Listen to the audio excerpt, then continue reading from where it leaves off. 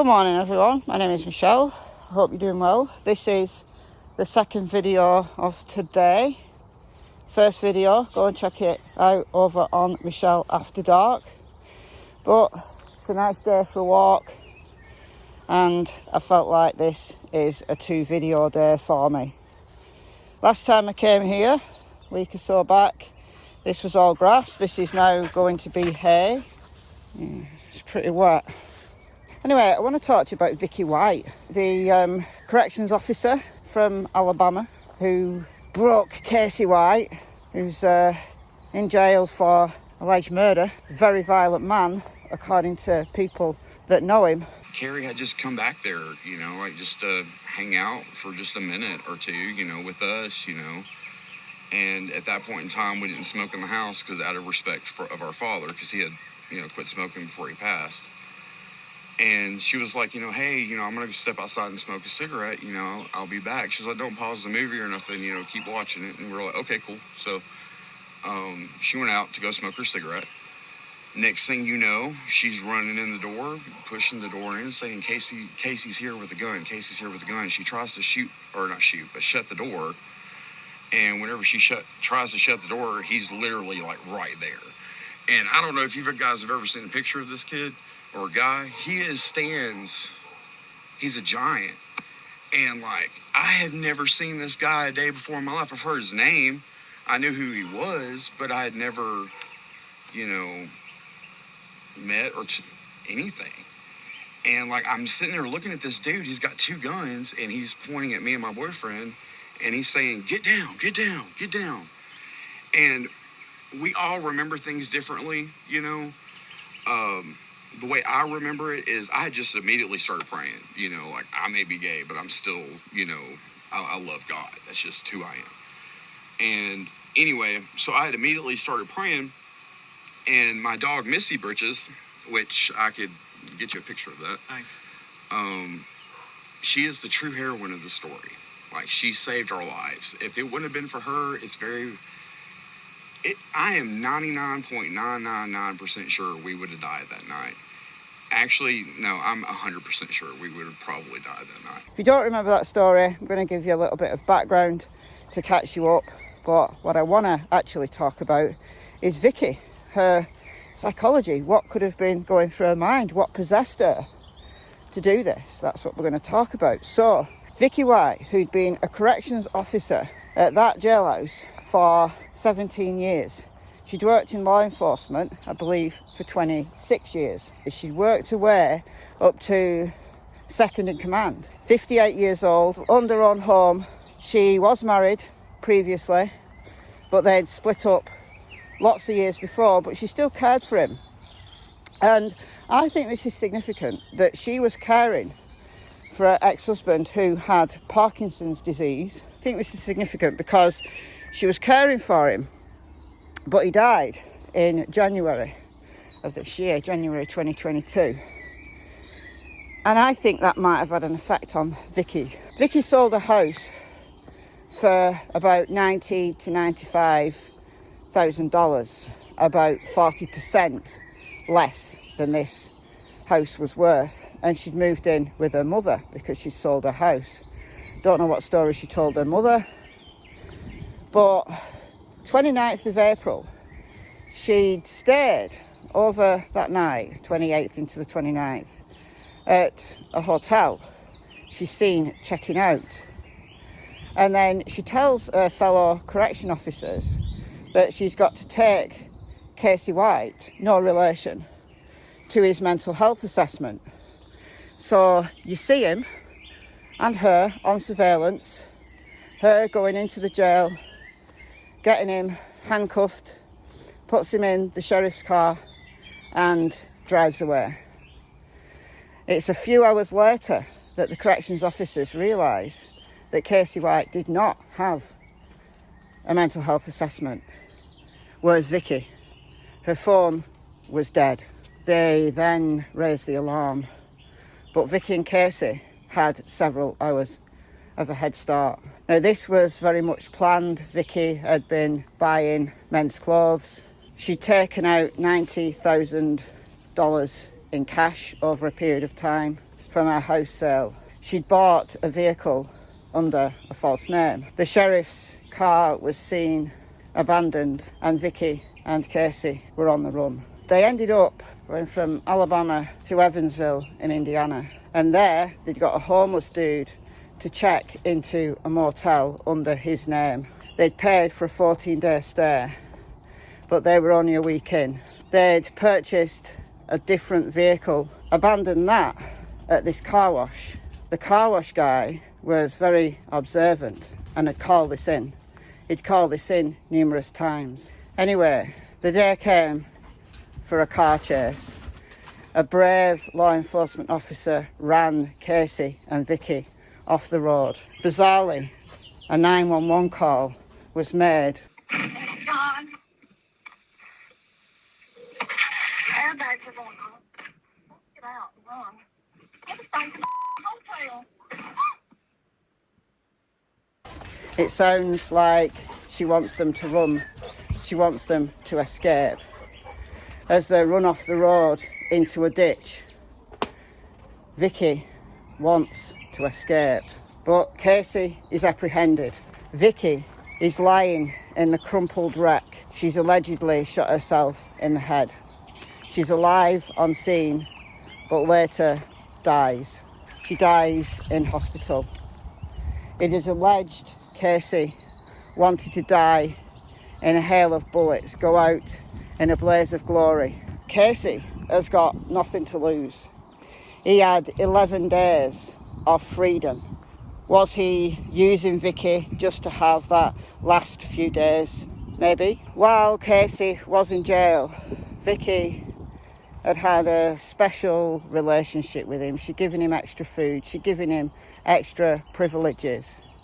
These things were noted after the fact, but no one would have imagined in their wildest dreams that Vicky White, second in command, would have taken Casey and gone on the run with him for 11 days. So why did Vicky do this?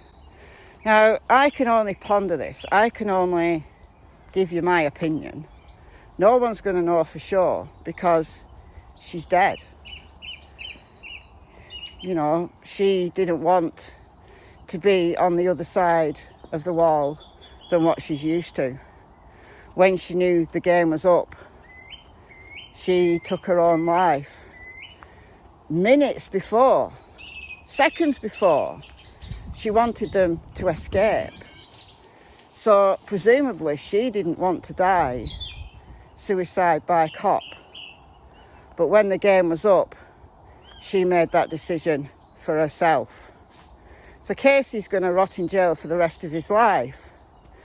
And we're left wondering, why did Vicky White do this? Why did she do this to herself? Well, they say that, you know, once Cupid's arrow strikes, then you're just lost in love. And perhaps that's all it was.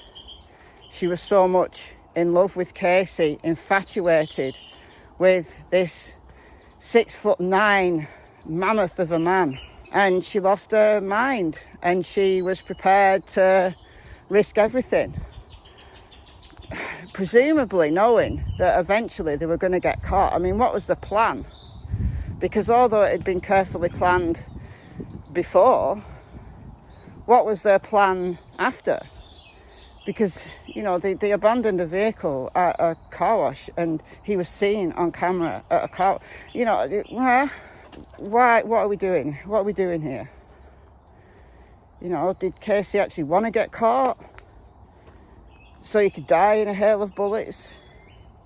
He could take a few cops out. Were they planning to be like Bonnie and Clyde? You know, once the money ran out, what were they going to do? Start robbing banks? Were they going to become like these notorious villains? Did Vicky have this fantasy of being Bonnie to Casey's Clyde? Allegedly, love does strange things to people. But let's just dig a little bit deeper. Why did Vicky become infatuated by Casey White? Did she like the bad boy type? She'd been a corrections officer in that facility for 17 years. Has there been other prisoners in the past that she's had relationships with? Maybe. this was the one. Now, I said at the beginning of this video that I thought it's significant that her ex, who she'd been caring for, died in January. I think perhaps that left a hole in Vicky's life. And she was due to retire.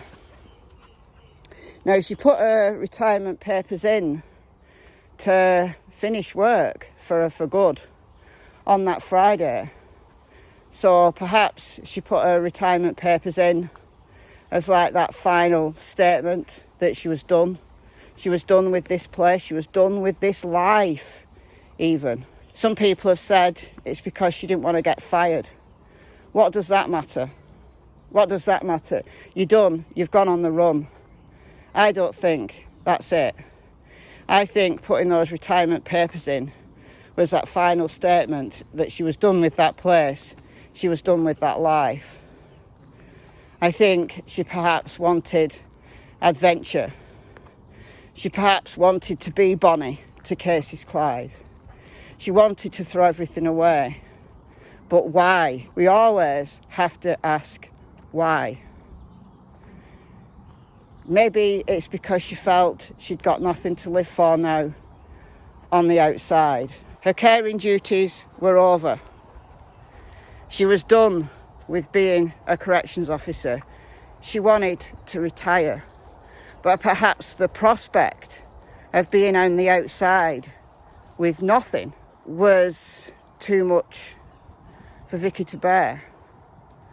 Maybe she was depressed at the prospect of getting old on her own. And this infatuation that she had with Casey White, the fantasy that she had, took over her life. There was nothing left for her on the outside. She was done with playing by the rules.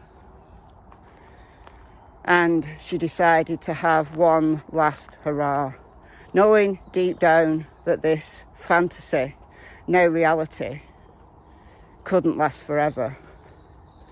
The Bonnie and Clyde image couldn't last forever, because the actual Bonnie and Clyde ended badly for them, didn't it? Surely Vicky would have known that. But at 58, leaving, she's got nothing to live for on the outside. Perhaps there was some depression there, some despondency there. Team that with infatuation for someone who was perhaps in his own way manipulating her as well, telling her all the things that she wanted to hear from a man on the outside. Perhaps she started to believe that she could be the one to change him, that once they were on the outside, he could be the real Casey. And the people that have seen him as a violent man, well, they don't know the real Casey. Only she knows the real Casey, because he's turned on the charm, perhaps. But she didn't find men like that on the outside. This was her one last hurrah, her one last chance of being happy, if only for a short time, to live out a fantasy that her and Casey had been sharing. It's a very sad story when you look at it that way. It's not excusing what Vicky did. It's probably a combination of luck and bravery of those officers running Casey and Vicky off the road that resulted in no civilian or law enforcement casualties. It could have been a whole lot worse. But sadly, there was one death, and that was Vicky. Her fantasy over, and therefore her life was over. She didn't want to die. She wanted this fantasy to carry on, for them to run. But Casey knew the game was up. His fantasy of dying in a hail of bullets was over. Vicky's infatuation was over. It was all over for Vicky White. Let me know what you think in the comments below. I've been Michelle, hope you well. See you in the next video. Goodbye from Miss Tillington and Miss Cassie Springer, who's got very dirty paws. Bye guys.